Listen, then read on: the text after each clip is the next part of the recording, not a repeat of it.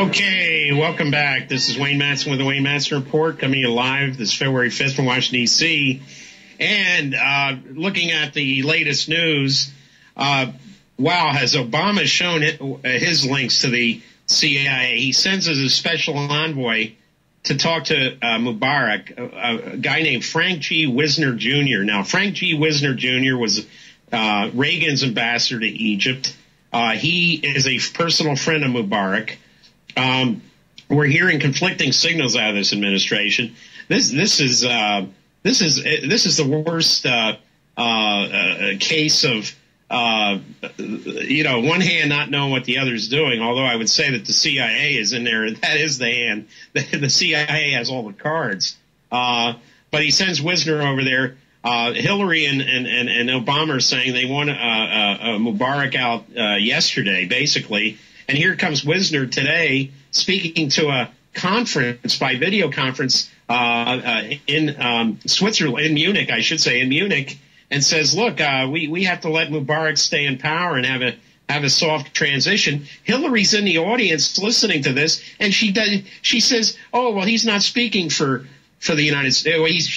The White House said, the State Department said Wisner's not speaking for the government. What government? Our government? Because Hillary's sitting there having just said they wanted Mubarak to transition. This is nonsense. Wisner's CIA. He's been CIA forever and a day. His father was CIA. His father committed suicide in 1965. We're told because he felt so bad about the CIA being penetrated by a KGB spy named Kim Philby.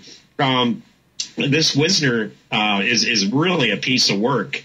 He's unbelievable. He served on the boards of Enron, Kroll Associates, and get this, AIG. So here we have Obama once again taking his orders. I mean, all these three companies I've just mentioned, Kroll, which has been bought out since, AIG and Enron were all basically CIA operations, and in the case of AIG for a number of years. So here he has Wisner. He's told to make Wisner his envoy. We have other ex-U.S. ambassadors to Egypt who basically said Mubarak was very bad to deal with. They tried to get him to reform. And why didn't he send one of them? Because that's not the agenda for this administration.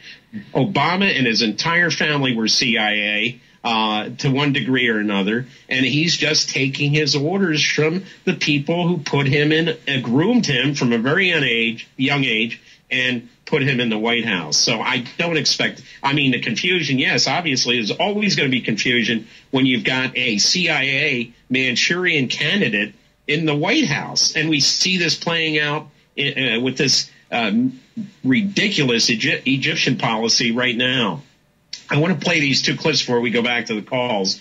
The first one, you'll hear these are the reports about what's happening on the ground and the demonstration. So we can play this clip. At first light in Cairo, the crowds began to gather for Egypt's march of 1 million people. Security forces are lining the streets and keeping a watchful eye from above. A week since Egypt's uprising began, and protesters are hoping for the biggest demonstration yet in Tahrir Square.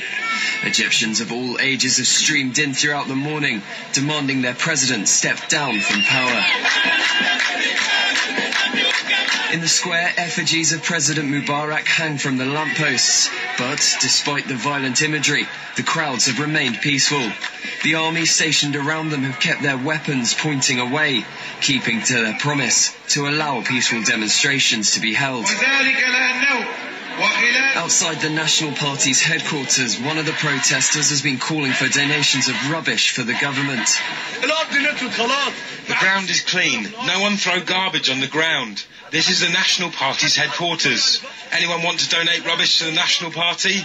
Anyone wants to donate to the National Party? Theft and lies. Yes to the thief. Yes to the liar. Yes to the collaborator. Donate for the National Party. Donate here for the National Party. Donate for the National Party. Donate to the tyrant. Donate to the tyrant. opposition activist Mohammed al-Baradi has called on the government to step aside and listen to the will of the people to avoid any further bloodshed. And in unison in Tahrir Square, the Egyptian people knelt down and prayed for the same.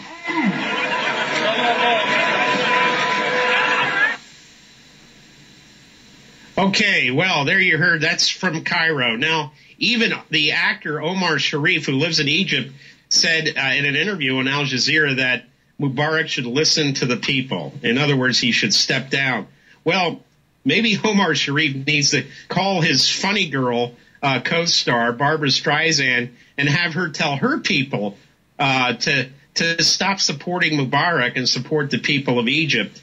You know, Barbra Streisand has a lot of influence, especially with people in this administration. She was just at the state dinner for Hu Jintao a few weeks ago at the White House.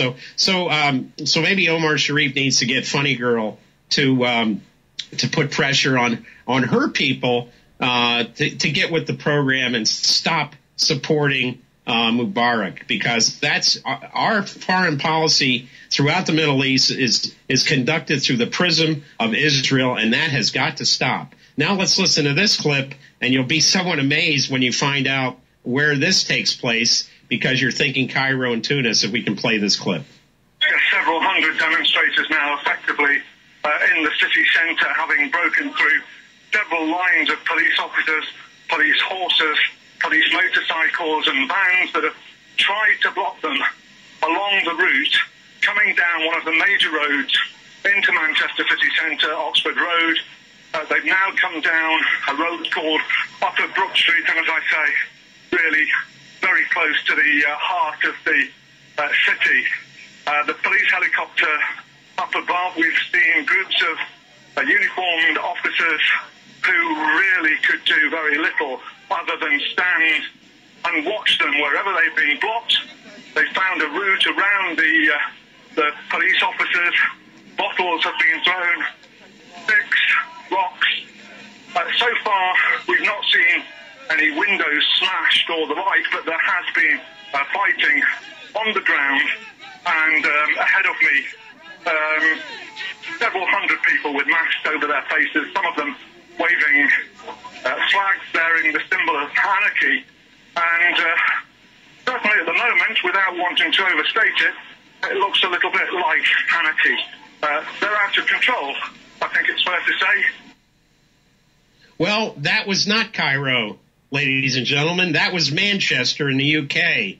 And with the budget cuts this British government is pushing on the British people, what's happening in Cairo, what's happened in Tunis is going to happen in London and Manchester and in Paris and in Madrid and in Lisbon and again in Athens, all through the world. And this cannot be isolated to the North Africa and the Middle East. This is a worldwide rebellion against what has been done to the people of this planet by this oligarchy, these few elites who gathered in Davos, Switzerland just last week. They're the enemy. They're not the Muslim Brotherhood, not Hamas, not Hezbollah, all this nonsense from these neocons and these Zionists. It's absolutely ridiculous. Why? Of course they want to demonize these. They want to show that this is not a worldwide phenomenon and that this is something, you can expect this from Muslims and Arabs because this is what they do. Nonsense.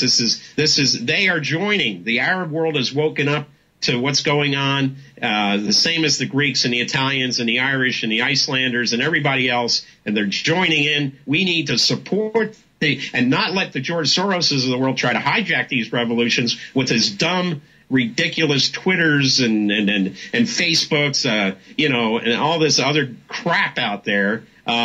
Social networking and all this nonsense. That's not what a revolution isn't done through social networking. It's done exactly the way you're seeing it done in Cairo. And you heard that clip. That was Manchester in the United Kingdom.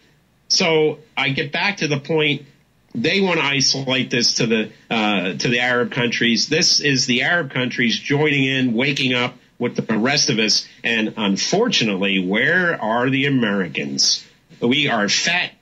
What are we concerned about right now? Not what's going on in Cairo. or what's going on in Tunis. We're concerned because they had bad weather in Dallas, said it's going to affect the bloody Super Bowl. Who cares? Who cares? I'm glad that Green Bay and Pittsburgh, two cities that have blue-collar populations, Pittsburgh not so much anymore. I'm glad they got it. I'm glad it wasn't other cities, but that's not the issue here. This is bread and circuses. Keep the people occupied. If Karl Marx were alive today, he would say professional sports and infotainment is the opiate of the masses, not religion, as he said back during his time in the 19th century. Well, let's go to the phones. Let's go to Jeff in Chicago. Jeff, are you with us? Hey, Wayne, good evening. Hi, Jeff.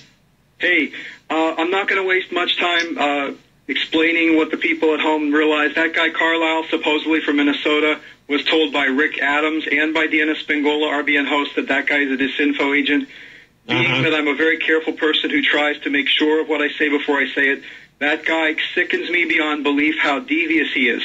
Wayne, the assessment that you just gave of the oligarchs and the real families with names on them, that guy Carlisle comes in and says there's no conspiracy, it's only the Jews, and everything well, is no, I mean, yeah, I know what you mean, and it's me beyond belief. It's people like that try to hide. They try to hijack this. I see it a lot. And remember, Cass Sunstein calls for this cognitive infiltration of the web and of these call-in shows and whatnot. So this is keeping to the game plan. And I agree with you. There's a lot of that going on. Gratuitously throwing out. Right.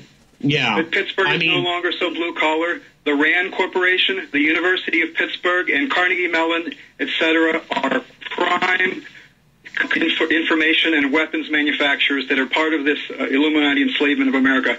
And, Wayne, I want to beg you to consider Tommy from the music group Poker Face. Tommy was on the Rick Adams show this week, and he put together and connected the dots of how those free trade zones are connected to the Gulf region and how they're using the Corexit and the sickness to push the people off the coast because an invasion of this country is coming in every single way imaginable.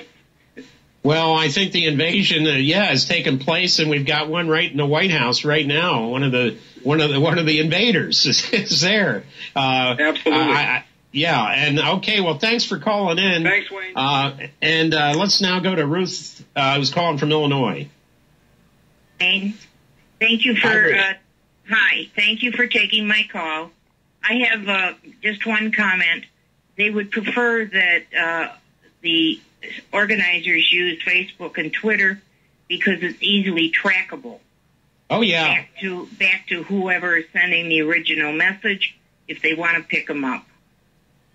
Well, I notice Google right now, there is mass censorship going on Google. Okay, so, Egypt cut the internet in their own country, then restored it. But what's filtering through all those CIA filters at Google is not much. I mean, I wrote a piece just the other day about Eric Holder authorizing the first CIA rendition and torture program with Egypt back when he was Deputy Attorney General in 1997. Well, that article looks like it's basically being very much censored. It's not where you would expect. It's on a few websites here, but nothing in the Middle East. I know for a fact it's been picked up in the Middle East, but if you Google it, and I would hazard that even if you go to Google Arabic, you won't find it. So we see Google now showing its true colors. Look, it got its seed money from the CIA, just like the database company Oracle got its seed money from the CIA. So that's what we're seeing, and I would say that Facebook, as you said, Twitter, and the rest of them are no different. Thank you. Great program. Okay, thanks for calling in, Ruth. Anyway, let's getting back to what's happening in the Middle East and in North Africa. Yes, Soros tries to control these. In other words, it's like controlled hemorrhaging. We saw it in Ukraine. By the way, that orange revolution, that orange thing failed. It failed in Georgia, where you've got a tin-horn dictator, Saakashvili, in power. It failed in other countries. But he's bitten off more than he can chew with Tunisia and Egypt because no one very few people in Tahrir Square in Cairo, if you asked them, what do you think of the Lotus Revolution? They wouldn't know what in the world you were talking about. These people came in largely from, many of them came in from outside of Cairo, from the squalid suburbs where they're living in cemeteries and in garbage dumps. They don't know what Facebook or Twitter is. Yes, some of the young people do, but this is how Soros tries to manipulate these events to line his own purse. We've seen it happen in other countries time in and time out with Soros. And people who say they're progressive, Mr. Soros, he gives a lot of money to progressive causes. He gives money to progressive causes so he can control those causes. He gives money to certain websites, and we all know who they are. I don't have to get into details, but we all, I won't mention any names, but, one's initial is Daily Kos. Yes, we know what he does, and Huffington Post, and the rest of these controlled message websites. That's what his gambit is. That's his game plan, and we see it. But this time they have severely miscalculated, because now these revolutions are spreading to Algeria, to Morocco, and to the big kahuna itself, Saudi Arabia. And one day the people of Gaza and the West Bank are going to break free of their Israeli chains, and they're going to get agitated. The Israeli Arabs who are being treated as second-class citizens by that theocratic government in Israel are going to realize what their situation is, and this is going to spread across the Israeli border. Mark my words. So Israel has 400 nukes. What are they going to do? Use them on the West Bank? They'll kill themselves. Okay, realize they have a Masada complex, but I can't think that everyone over there who's living high on the hog right now wants to, self-immolate themselves in a nuclear exchange, or well, not an exchange, but the use of nuclear weapons against the West Bank or against Gaza. Who are they going to nuke after all? They may try to drop one on Cairo, but look, Mubarak's been their ally all along. The House of Saud's been their ally covertly. But don't worry, the Saudis are very, very concerned right now that this is going to spread to their country. We already see now street revolts in Iraq, and we see the U.S. trained police in that country using their weapons on peaceful demonstrating Iraqis who have grown absolutely tired of the U.S. presence there, that puppet government of Maliki. This is not going to be contained in Cairo and Tunis. This is going worldwide, folks, and we will be right back after this short break.